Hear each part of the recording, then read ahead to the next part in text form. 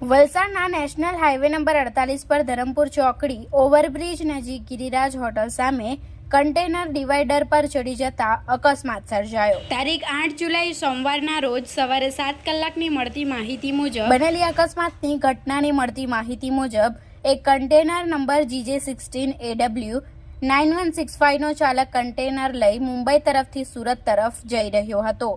જે દરમિયાન ધરમપુર ચોકડી ઓવરબ્રિજ નજીક ગિરિરાજ હોટલ પાસે કન્ટેનર આવી પહોંચતા ચાલકે સ્ટીયરિંગ પરનો કાબુ ગુમાવ્યો હતો અને ટ્રક ડિવાઈડર સાથે ધડાકાભેર અથડાયા બાદ તેનું આગલું ટાયર તૂટી જતા કન્ટેનર ડિવાઈડર પર ચડી ગયું હતું, જેને લઈ હાઈવે પર વાહન વ્યવહાર થોડીવાર માટે થંભી ગયો હતો।